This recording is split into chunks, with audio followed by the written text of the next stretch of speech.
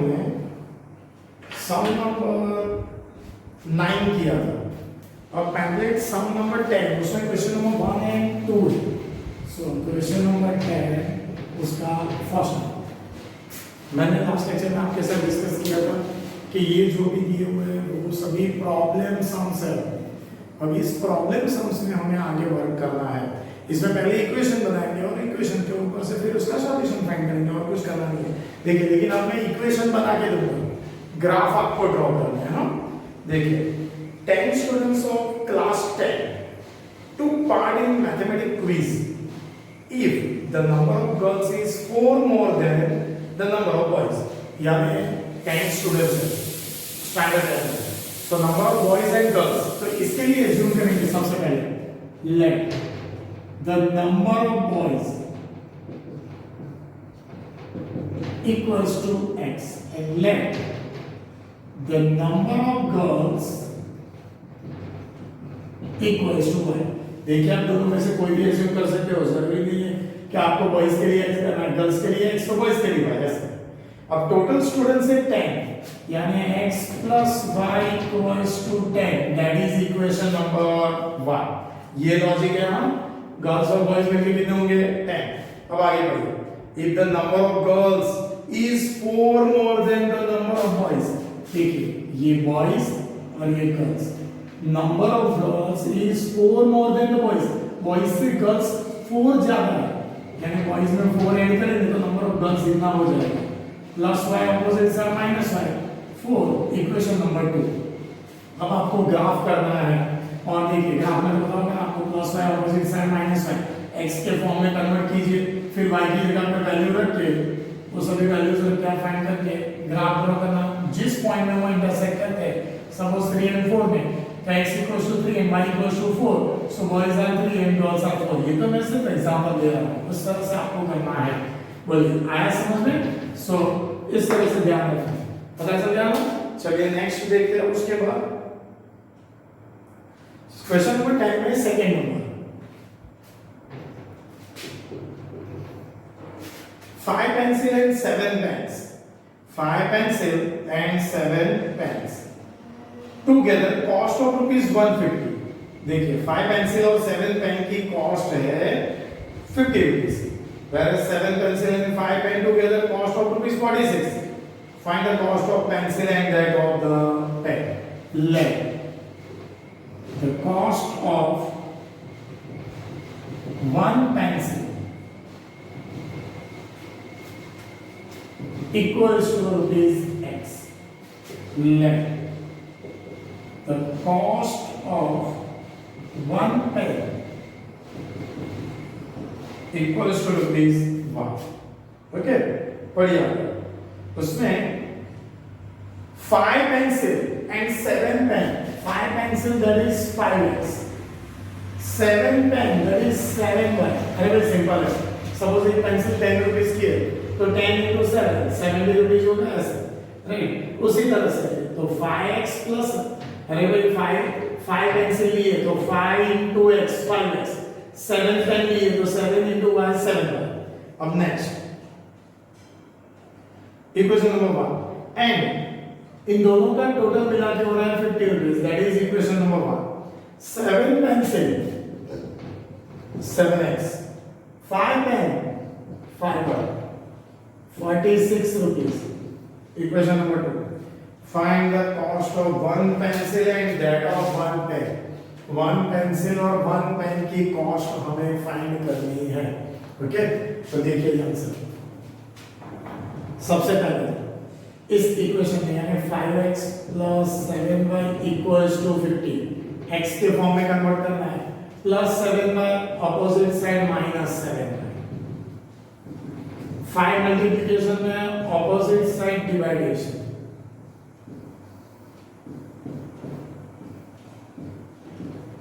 अब y की जगह पे 1/1 वैल्यू पुट डाउन करनी है और फिर उसको 50 में से लेस करना है, 5 से कट करना है। सपोज 1 रखूंगा तो 7 1 7, फिर पहले 0 ही रख देता हूं, put y equals to 0, 50 minus 7 into 0 divided by 5, so that is 50 by 5, 5 times that, okay, सो अगर मैंने 0 रखा तो आंसर आया 10. पुट y इक्वल्स टू, देखिए 1 रखूंगा तो 7 1 7, 50 minus 7 53 आएगा, सॉरी 43, तो 5 से उसको काट नहीं होगा.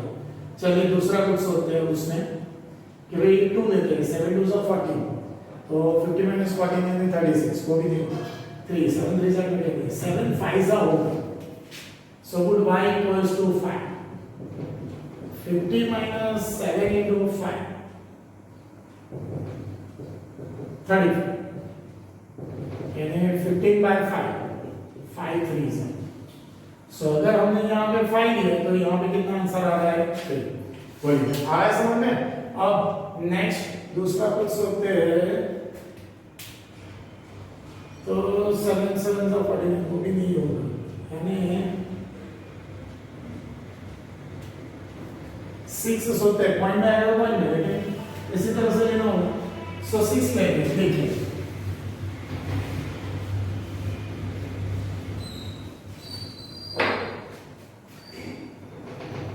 put y equals to 6. So 50 minus 7 into 6, 42. 8 by 5, 1.6 आएगा. ओके, सो अगर मैंने यहाँ पे इसके लिए 6 लिया तो 1.6. ओके, इतना हो गया. ये फर्स्ट इक्वेशन. अब सेकेंड इक्वेशन का calculation, 7x plus 5 equals to 46, plus 5 opposite side minus 46 minus 5, 7 multiplication में ऑपोजिट साइड डिवाइडेशन हुआ इतना. अब 1 by 1 आगे करते हैं. देखिए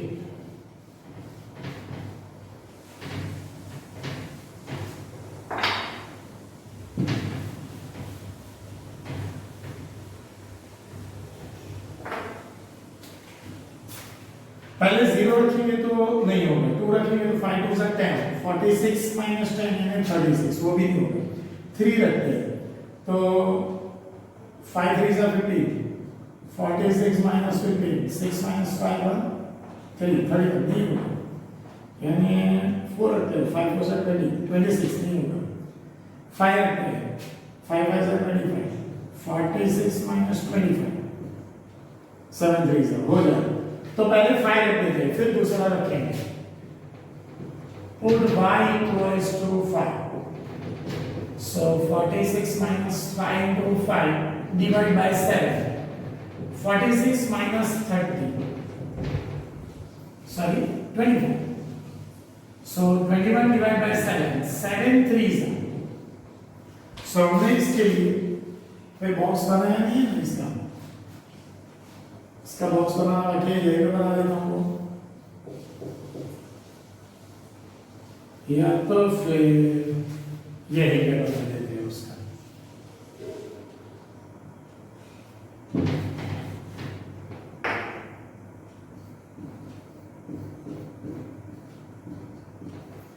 देखिए हमने 5 लिया तो आंसर आ रहा है 3. देन नेक्स्ट, अब कुछ भी ले सकते हैं, पॉइंट में आएगा तो कोई प्रॉब्लम नहीं है. y equals to 2 ले लेते हैं. चलिए, so x equals to 46 minus 5 into 2,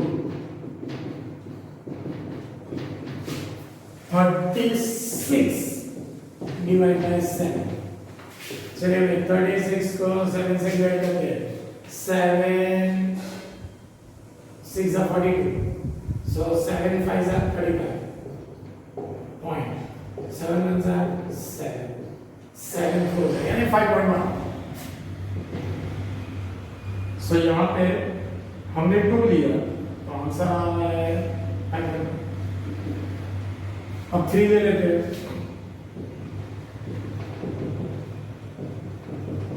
46 minus 5 into 3 divided by 7. 15. 46 minus 15, 31. 7 से डिवाइड करेंगे. 7 7 4 28, 3.7 4 38, 2, 7 2 14, यानी 4.4. सो अगर हमने 3 लिया तो 4.4 आ गया, समझ में? यानी पॉइंट में आता है तो भी कोई प्रॉब्लम नहीं है. अब इसका ग्राफ ड्रॉ करते हैं. चलिए,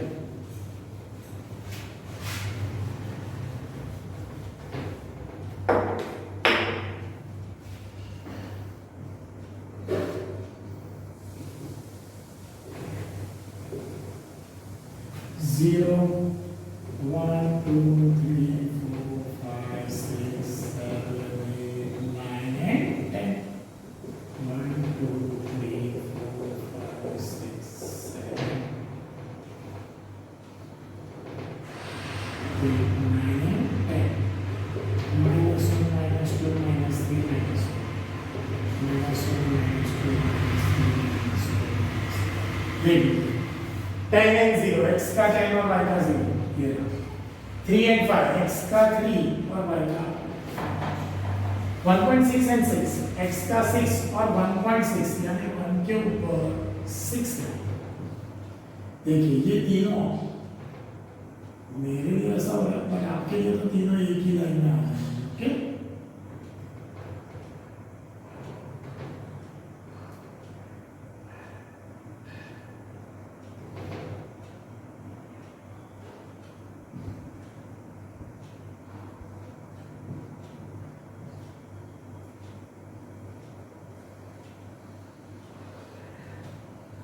वही ना, ये हो गया पहला इक्वेशन. अब दूसरा इक्वेशन 3 के लिए 5, तो वो तो पॉइंट फिर से करने की जरूरत नहीं है. 5.1 के लिए 2, 5 के बाद 1 9 और 2. देन 4.4 के लिए 3, 4.4, 4 के बाद 4 लाइन और 3 हो गया. अब इन तीनों में से पास होती हुई लाइन इस तरह से, अब दोनों जहां पे इंटरसेक्ट कर रहे हैं तो 3 and 5, इसका मतलब कॉस्ट ऑफ 1 पेंसिल ₹3, क्योंकि उसके लिए हमने एक्स एज्यूम किया, and cost of 1 pen equals to ₹5. आया समझ में? इस तरह से हमने पूरा कैलकुलेशन कर दिया. पूरा समझ में आया? सो आपको ऐसे इक्वेशंस फाइंड करने हैं. फिर यहाँ पे आपको जो सॉल्यूशन मिलता है, पहला x के लिए होगा, दूसरा y के लिए. ठीक है, देख लीजिए एक और पॉइंट.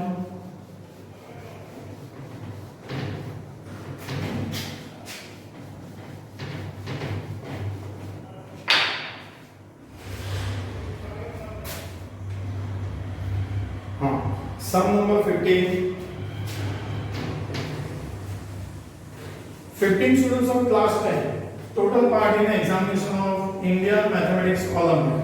पहले लिखेंगे let the number of boys equals to x and let the number of girls equals to y. Then अब दोनों मिला के 50 x plus y equals to 15, that is equation number 1. Then the number of boys participant is 5 less than the number of girls participants. Boys girls से 5 कम है, right? So देखिए ये boys और ये girls. The boys participants is 5 less than the number of girls. Number of girls में से 5 less करेंगे तो उतने boys होंगे, right? So आ गया समझ में? यानी नंबर ऑफ बॉयज जो है वो गर्ल्स से 5 कम है, यानी गर्ल्स में से 5 लेस करेंगे तो नंबर ऑफ बॉयज इतने हो जाएंगे. Plus opposites are -5 equation number 2 और फिर आपको सॉल्व कर देना. और ऐसा ही एक और सम है, सम नंबर 21, जो नेक्स्ट लेक्चर में करेंगे. इतने तक आपको कंप्लीट करना है. Okay, thank you very much.